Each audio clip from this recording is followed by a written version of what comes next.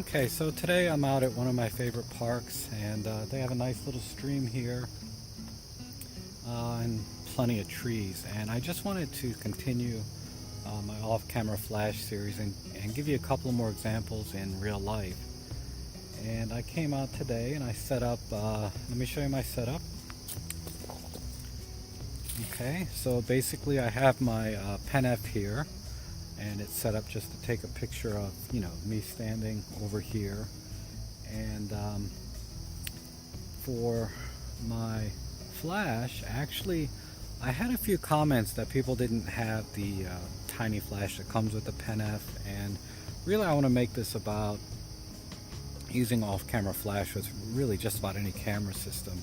So what I put on here is a little flash trigger. I'm going to use radio flash triggers today instead of using the tiny flash that comes with the camera to trigger the optical slave flashes.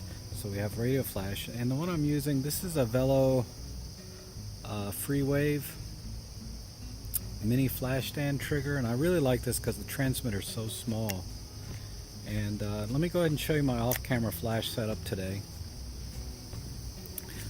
I'm going to be using my really cheap, this is a Neewer 610, NW610 version 2 Speedlite. It's a manual flash.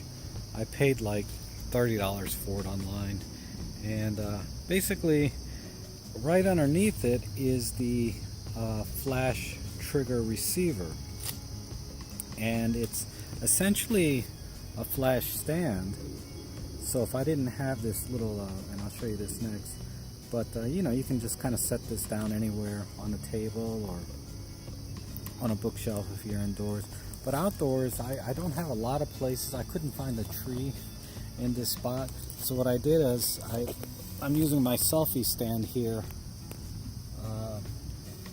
with my tabletop tripod that I use. And this one is the Manfrotto one, but I've seen ones for like $10 that do exactly the same thing. I haven't used those, but this is the Manfrotto one that I paid, I think, $20 for.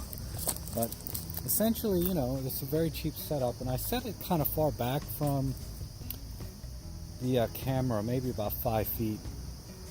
And then I'm gonna stand roughly, and I had to use the distance indicators here on the lens actually to pre-focus, but because it's a manual focus lens. But I'm going to stand about 10 feet from the camera and take a picture. And I'm going to do one with and one without the flash, just to show you the difference between the two. And with respect to how the outdoors is right now, it's about 1 o'clock in the afternoon, give or take, and it's really cloudy out. So normally it'd be a very bright day today, but even so, we're still in the shade. And you can tell just from this camera or this video on my cell phone that this is probably what it would look like if you just took it with just about any camera anyway. Okay, so let me go ahead and set up my phone onto my little clamp here so you can see the settings I'm using, and sort of just walk along with me or follow along with me on taking these pictures. Okay, so I think the best way to do this, okay, I have the cell phone set up onto the tripod to record the camera so you can follow along. And first thing I'll do is go into the menu. Let's just clean out my memory card, and then also let's just do a basic reset so that we're all on the same page when I go through the menus. And so now we're in aperture priority, and everything else looks pretty much auto. ISO auto, white balance auto, natural color profile. So I'm going to go ahead and turn this image stabilization off. I'm going to go ahead and just shoot in large fine and leave everything else alone. And that's really all I need to do here. And I have the flash trigger off the not on the shoe right now, so it won't accidentally fire the flash. But let's go ahead and take a picture here and see how it looks just straight out of camera. one more thing I need to do before I take a picture is set the self timer. And I use the distant markers on the lens just to kind of pre-focus for me. About 10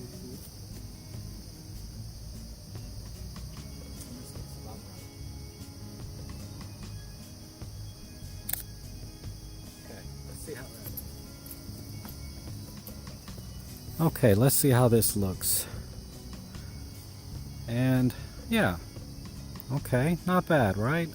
Nice blurry background. I'm at, actually I forgot to mention, I'm at f2.8 on my 50mm Olympus.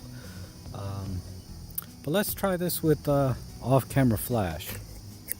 And if you saw my other video on easy off-camera flash, I go into more detail about the settings, but for now I'll just kind of run through them so you can follow along. So I'm at 1/250th of a second. Let me take a look at this picture again. It was the camera's normal exposure was at 1/25th of a second. So if I have the shutter at 1/250th of a second, I'm crushing the ambient light by about 1 stop. Okay, and I'm not going to change. And actually, if you look at the EV meter here, it's saying that -1 stop underexposed. And that's okay, because I'm going to supplement the subject myself with the off-camera flash. So that being said, I don't want to use the auto white balance. I want to set the white balance to flash because I want the white balance on the subject to be correct. And ISO is locked at 200, which looks good, and everything else is pretty much the same. Okay, so now I'm just going to touch the, there's a test button here. Okay, the flash is firing. And give me 1 second, I'll be right back.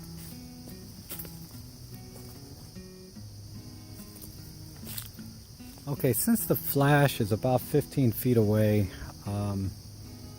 normally I set the flash at about 1/64th power to start out with. But since I'm not actually, holding the flash near the camera, it's actually about 4 feet behind me, I'm going to increase the power to 1/32, or double the power of the flash, just to see. And that should be about right. So let's go ahead and take a picture like that.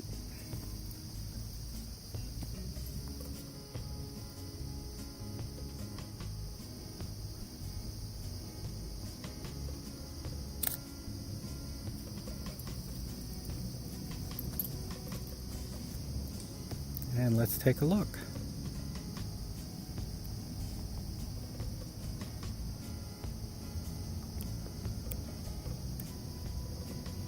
Okay, and if we compare that to the previous one, see how flat it looks? And then compare that to just the off-camera flash.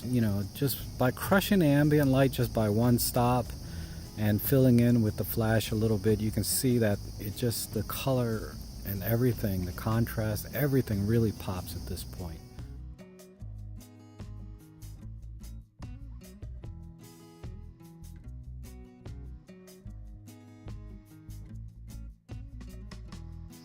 Okay, so actually I'm gonna do one more shot because I have a second flash with me and another radio receiver trigger. So let me just show you that. I hung it up here in the tree using one of these Joby things, and as you can see, there's the receiver trigger. And this is another manual flash. This is my Neewer TTL Nikon flash, but I'm just using it in manual mode. And you can see my can cooler snoot hack. And then inside I actually put in the orange gel from the notebook dividers that I cut out from the dollar store. So it's, just if you see my off-camera flash hacks video, you know what I'm talking about. But in any case, that's that. And it's about 10 feet behind where I'm going to be standing. And the main flash is about 10 feet in front of me. So I haven't really changed anything here. The only thing I changed actually was I recompose slightly so you can get a little bit more of my head into the picture so you can see what I'm trying to do. Because basically what I want to do is I want to sort of mimic the sun peeking through the trees and giving me a little bit of rim lighting, and that's a very common technique for portrait photography, and it's super easy to do. So let's go ahead and take a picture like that. I'm going to set up the phone onto the back of the camera again. Okay, so here we are with the phone on the back of the camera, and let's go ahead and take a picture here and see how that looks. None of the other settings have changed. I'm still at 2/50th of a second. White balance is set to flash, ISO 200.